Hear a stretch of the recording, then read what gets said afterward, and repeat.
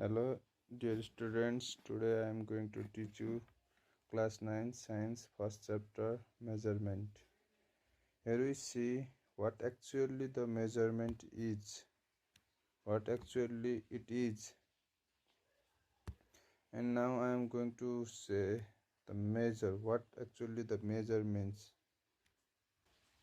Measure means to know about unknown one by means of comparison. Definition of measurement we see here. Measurement is the comparison of an unknown quantity with a known quantity, 1 kg and 2 kg. For example, we take an example. For example, here is a bucket with some potatoes. We need to measure the mass of potatoes in bucket, for which we quantity. And known quantities are like these masses of 100 gram, 200 gram, 500 gram and 1 kg. Now with the help of this measuring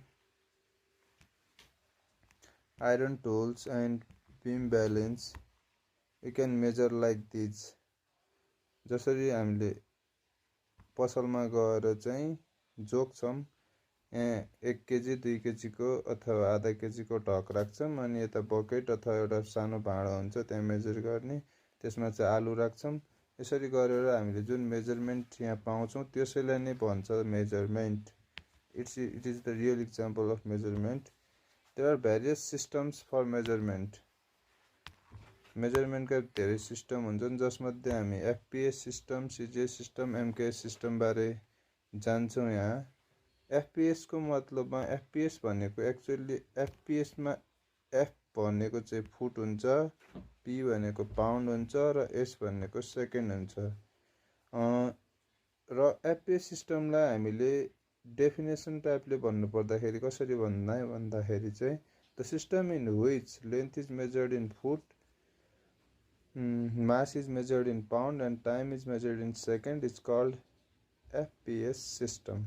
Similarly, CGS system मा जाँदाखेरि length चाहिँ सेन्टिमिटरमा major गरिन्छ, मास ग्राममा र time सेकेन्डमा, time सबैमा same हुन्छ। र एमके सिस्टममा चाहिँ हाम्रो length मिटरमा, I made a mistake, sorry, I'll make correction here. Here I have to write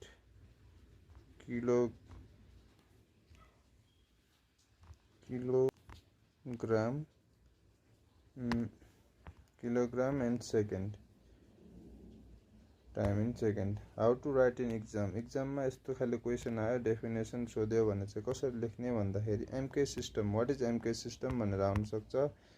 The system in which length is measured in meter, mass in kilogram and time in second is called MK system. यसरी हामी सरलै एउटा definition दिन सक्छौं। After learning these much, let's study about SI system. Here I have shown a chart in which international system of units SI is mentioned, and here is Kelvin in temperature, meter distance, ampere electric current, second time, mole amount of substance, kilogram mass, candela intensity of light.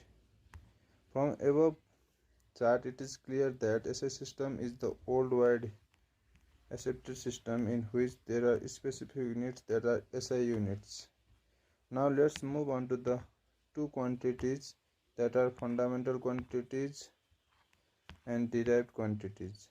Here in fundamental quantities, those quantities in which are self a single quantity and has single unit are called fundamental quantity. Here we have shown amount of substance that has a unit mole and its SI abbreviation is mole. Similarly, the length is measured in meter, m, kilogram per mass, and kg is its SI abbreviation. Time is measured in second, S. Temperature is measured in Kelvin, K. Electric current is measured in ampere, and the intensity of light is measured in candela, CD. Physical quantity यहाँ मैले अर्को chart राखिदिएको छु जहाँ तपाईहरु देख्न सक्नुहुन्छ length metre यसरी सबै हेर्ने। अनि यहाँ सप्लिमेन्ट्री क्वान्टिटिज भन्ने टर्म्स आएको छ, तपाईहरु हेर्न सक्नुहुन्छ। Supplementary quantities what actually it is भन्नु पर्दाखेरि चाहिँ यो चाहिँ कस्तो भन्दाखेरि फन्डामेन्टल क्वान्टिटी भित्र पर्छ, तर यसको युनिटहरु चाहिँ हामीले प्लेन एंगल र सोलिड एंगललाई लग्ने गर्छौं, जहाँ प्लेन एंगल को चाहिँ युनिट रेडियन हुन्छ, सोलिड एंगल को स्टेरेडियन हुन्छ, रेड एसआर। डिराइभ्ड क्वान्टिटिज, अब हामी डिराइभ्ड क्वान्टिटिज मा जान्छौं। Derived quantities are those quantities made up of 2 or more fundamental quantities and has same 2 or more units। Like derived quantities are volume, यहाँ हामी volume हेर्न सक्छौं। Volume भनेको metre cube छ, त्यही भएर तीनटा चाहिँ लेन्थ को मिटर मिटर मिटर युनिटबाट डिराइभ भएको कारण, अथवा तीनटा फन्डामेन्टल लेन्थबाट चाहिँ एउटा भोल्युम को फर्मेसन भएको भएर यसलाई हामीले डिराइभ्ड क्वान्टिटिज भन्छौं। अब हामी यहाँ यसरी नै फ्रिक्वेन्सी भने 1/t हो, भेलोसिटी भने लेन्थ पर युनिट टाइम हो, यसरी एक्सेलरेसन भने भेलोसिटी पर युनिट टाइम हो, force mass into acceleration, voltage energy per unit electric charge हो। यसका युनिटहरु यहाँ मैले देखाएको छु, यो हेर्न सक्नुहुन्छ। यसरी चाहिँ यसलाई डिराइभ्ड क्वान्टिटी किन हो भन्नुभन्दा अहिले म क्वेशनमा गएर तपाईहरुलाई क्लियर गर्छु। Difference between fundamental and derived quantity. Fundamental quantity र डिराइभ्ड क्वान्टिटी को डिफरेन्स हेर्नु पर्दाखेरि चाहिँ पोइन्ट नम्बर 1 हेर्नुस्। Fundamental units are those units which are independent of any other unit including themselves. त्यही हो, लेन्थ को मिटर हुन्छ, हाम्रो मास को किलोग्राम हुन्छ। यसरी एउटा क्वान्टिटीलाई एउटा युनिटले चाहिँ डिफाइन गरेको क्वान्टिटीलाई चाहिँ हामी फन्डामेन्टल युनिट अथवा फन्डामेन्टल क्वान्टिटी भन्न सक्छौं। यसरी derived quantities are those quantities in which are obtained by multiplying and or dividing one or more fundamental quantities with or without introducing any other numerical factors भनेको छ। यति यो पछाडीको भाग चाहिँ तपाईहरुलाई चाहिदैन, त्यही पनि माथि चाहिँ के भनेपछि एउटा अथवा एउटा भन्दा धेरै क्वान्टिटीलाई मल्टिप्लाई अथवा डिभिजन गरेर जुन चाहिँ फन्डामेन्टल क्वान्टिटीबाट डिराइभ भएको हुन्छ त्यसलाई नै डिराइभ्ड युनिट भनिन्छ। Fundamental units can not be further reduced to elementary level. भन्नुको मतलब चाहिँ फन्डामेन्टल क्वान्टिटीलाई अथवा फन्डामेन्टल युनिटलाई चाहिँ टुक्र्याउन पाइदैन, किनभने यो आफैमा एउटा एलिमेन्ट्री पार्टिकल्स अथवा एलिमेन्ट्री युनिट हो। र डिराइभ्ड क्वान्टिटीजलाई चाहिँ हामीले 2 वा 2 भन्दा बढी एलिमेन्ट्री लेभलमा चाहिँ टुक्र्याउन सक्छौं, because it is composed of many fundamental units हैन। Fundamentals can not be expressed in terms of derived unit. त्यही हो, फन्डामेन्टल क्वान्टिटीलाई डिराइभ्डको टर्ममा हामीले एक्सप्रेस गर्न सक्दैनौं, तर डिराइभ्डलाई चाहिँ फन्डामेन्टल क्वान्टिटीको टर्ममा। There are 7 fundamental units exist in metric system or SI systems. There exist a large number of derived unit in metric systems. यहाँ हामीले एक्जाम्पलहरु देख्न सक्छौं, जस्तै metre, kilogram, second, kelvin, mole, ampere and candela. र few derived quantity newton, joule, watt, volt, pascal, celsius. Why force is derived quantity भनेर question तपाईलाई एक्जाममा सोधिने हुन्छ। त्यसलाई चाहिँ हामी बुझ्न जाँदाखेरि यहाँ हेर्न सक्नुहुन्छ तपाई।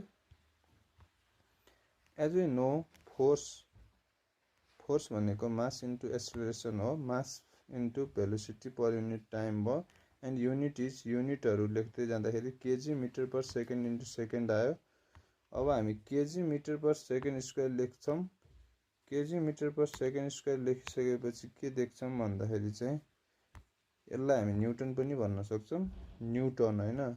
It is derived from 4 fundamental unit KG metre second and second, so it is called derived quantity. यसरी लेख्यो भने तपाईले फुलमा फुल मार्क्स पाउन सक्नुहुन्छ। कन्भर्ट 1 न्युटन इन्टु डाइन।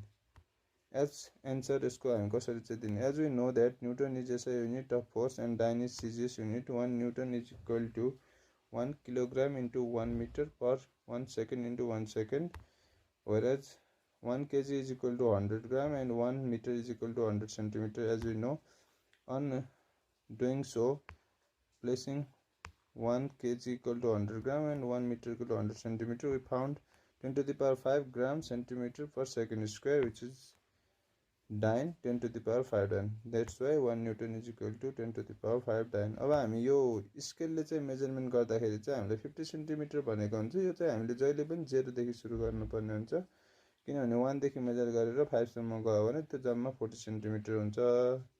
यही भन्न खोजेको। अब तपाईँहरूले घरमा चाहिँ एउटा 60 सेन्टिमिटरको लाइन तान्ने ट्राई गर्नुहोला। हस्त, धन्यवाद। आजलाई यति नै।